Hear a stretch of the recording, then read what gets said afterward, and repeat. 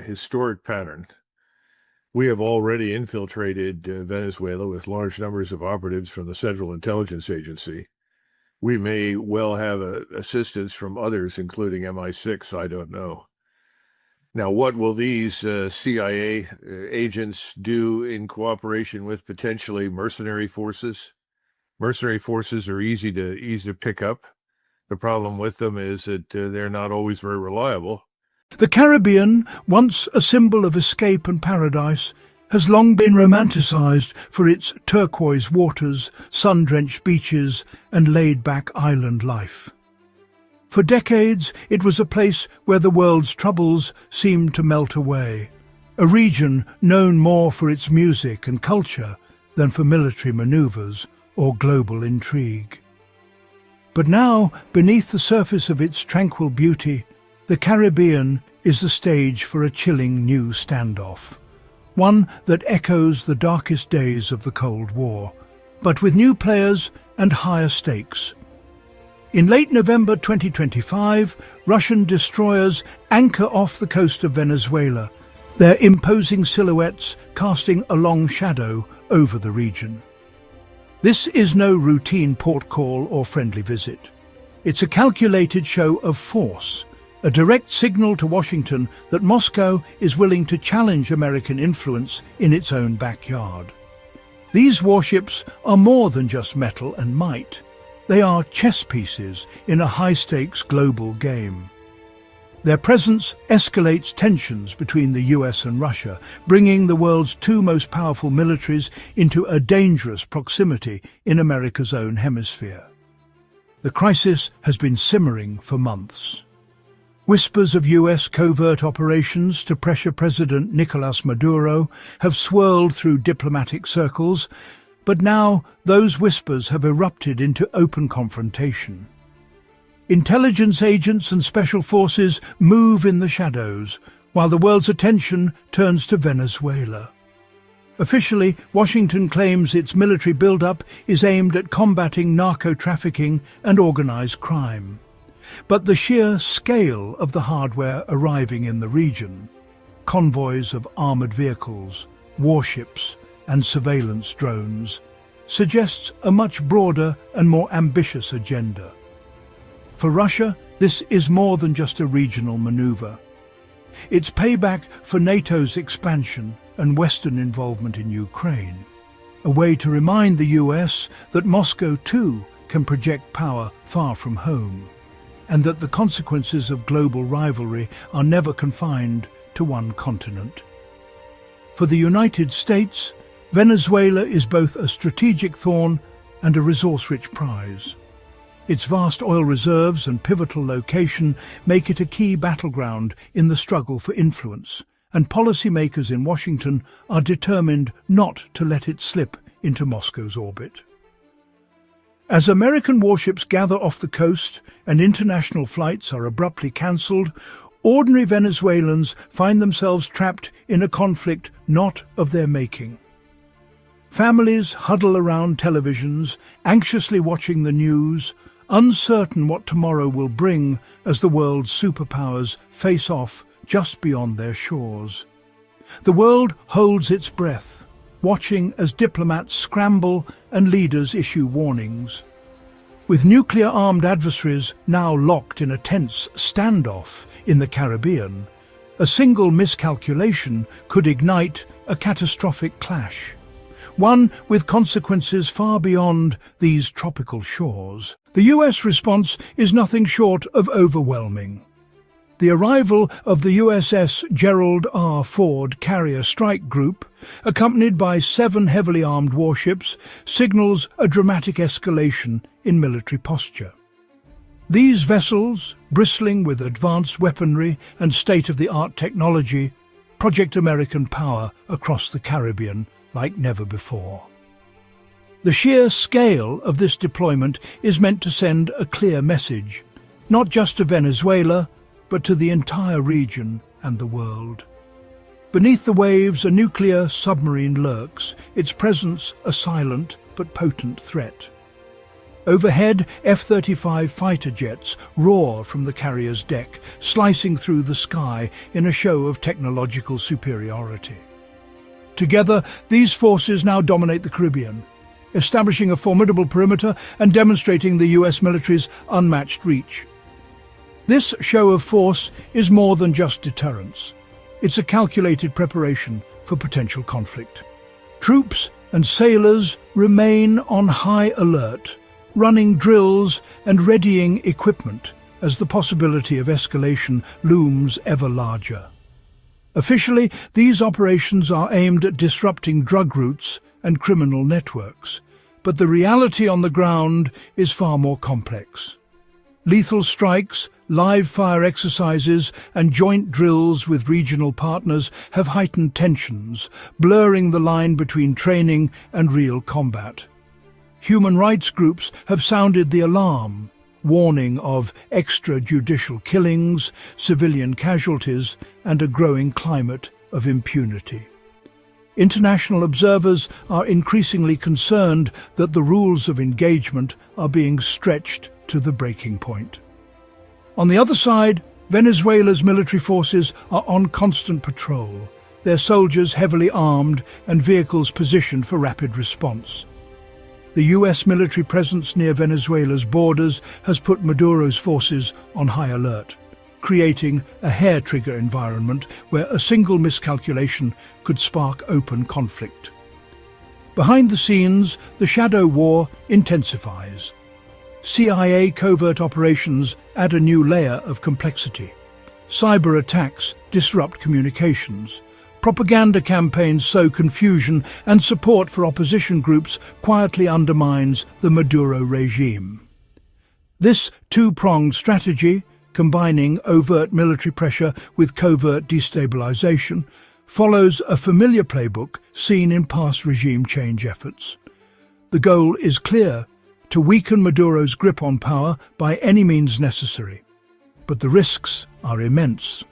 Control is elusive, and the region teeters on the edge of chaos. Protests erupt, clashes intensify, and the threat of wider instability grows with each passing day. The US gambit is clear: assert dominance and force change. But in this volatile environment, the outcome is anything but certain, and the stakes could not be higher. Washington frames its actions as a war on drugs, accusing Maduro's regime of running the Cartel de los Soles. The US plans to label the cartel a foreign terrorist organization, unlocking sweeping powers for sanctions and military action. Critics argue this is a convenient pretext, oversimplifying Venezuela's problems and making military intervention more palatable. By branding a sovereign government as terrorists, the US blurs the line between law enforcement and warfare. This tactic sidesteps international norms, echoing the war on terror's expansion into new theaters. The real goal, many believe, is regime change under the guise of counterterrorism. The world watches as the US repurposes old justifications for a new conflict. Russia's response is swift modern destroyers off Venezuela signal a direct challenge to US power. Moscow's message is clear: if the US can project force near Russia, Russia can do the same in America's backyard. Russian officials warn that any US military action will be met with firm retaliation, invoking the chaos of past US interventions. Venezuela is a rare Russian ally in the West, and Moscow is determined to defend its foothold. For Putin, backing Maduro is about principle and prestige. Losing another ally would undermine Russia's global standing. The proximity of US and Russian forces is a tripwire. Any clash could escalate rapidly. Russia's advanced weaponry, including hypersonic missiles, raises the stakes. The world hasn't faced such a dangerous standoff since the Cold War. Beneath the saber-rattling lies a powerful motive: Venezuela's vast resources. With the world's largest oil reserves and critical minerals like coltan and lithium, Venezuela is a strategic prize. Some in Washington see control over these resources as a solution to economic and strategic challenges, especially against China. But seizing them would require a costly, prolonged occupation, militarily and politically unfeasible. Any invasion would spark fierce resistance and regional backlash, turning Venezuela into another quagmire. The dream of easy riches is a dangerous illusion. The costs would far outweigh the gains. America's credibility would suffer, and Latin America could turn toward Russia and China. Venezuela's wealth is inseparable from its sovereignty, and any attempt to take it by force would be disastrous. The spectre of Iraq looms large. Once again, the US builds a case for war on contested claims, echoing the uncertainty and controversy that marked the lead-up to the 2003 invasion. The world watches as familiar rhetoric resurfaces, and the lessons of the past threaten to be forgotten. In the halls of power, officials speak of threats and liberation, but beneath these words, old patterns emerge. Masking deeper interests, strategic, economic and political, the drive for intervention often hides motives that go far beyond humanitarian concern. Toppling a regime is easy, building a stable state is not. Iraq's chaos and insurgency are stark warnings, a reminder that the aftermath of intervention is rarely as simple as promised. The collapse of order, the rise of armed groups, and the suffering of civilians all serve as grim evidence. Latin America's history is littered with US interventions, coups, and covert ops, where foreign hands shape destinies from the shadows. From Chile to Guatemala, the scars of these actions remain visible, shaping politics and society for generations, breeding deep distrust and resentment. Any US action in Venezuela would be seen as another chapter in this legacy of imperial overreach, fueling anti-American sentiment and uniting opposition. Venezuela's military, knowing it can't win conventionally, prepares for guerrilla resistance, training in the dense jungles and rugged mountains, ready to wage a war of attrition. They study past insurgencies, learning from the tactics that bled superpowers dry. Hundreds of secret sites are ready for sabotage, targeting vital infrastructure and stretching any invading force thin. Even a swift invasion would only begin a long, bloody conflict, echoing America's past mistakes in Vietnam, Afghanistan and Iraq. The region's memory is long, and the risks of repeating history are grave. The ghosts of past interventions haunt every decision, reminding leaders and citizens alike of the cost of hubris. The US faces not just military danger, but the weight of its own past, a burden that grows heavier with every new conflict, and a warning that history, if ignored, will return to claim its due. The Caribbean is now a powder keg. US and Russian forces in close quarters, tensions sky high. A single error, a misread radar, a stray missile, could trigger uncontrollable escalation.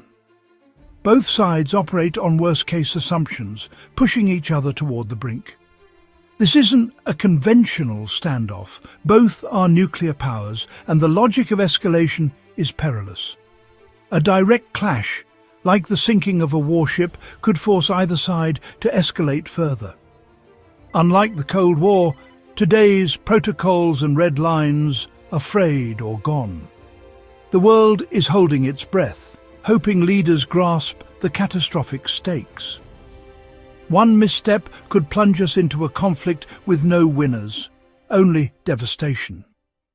The crisis is reshaping Latin America's alliances, reviving old fears of US intervention. Many regional governments, wary of Maduro but more fearful of invasion, distance themselves from Washington. Russia and China seize the opportunity, presenting themselves as defenders of sovereignty and gaining influence. The region is fractured. Some quietly back the US, but major players like Brazil and Mexico push for diplomacy. A US intervention could trigger a refugee crisis, destabilizing neighbors and isolating America. Instead of isolating Maduro, the US risks isolating itself, losing ground to rival powers. Latin America faces a choice: align with a historic intervener or hedge with rising global players. The diplomatic landscape is shifting, and the US may find itself increasingly alone. November 28, 2025. Venezuela is now the world's most dangerous flashpoint. US and Russian forces face off, with the Venezuelan people caught in the crossfire. The crisis is a test of global order. Will might or diplomacy prevail? The echoes of Iraq, Afghanistan, and the Cold War are unmistakable. The urgent need is de-escalation, genuine diplomacy, not military brinkmanship. The fate of Venezuela, and perhaps global peace, hangs in the balance. The next moves will decide whether we step back from the edge or plunge into a new era of conflict.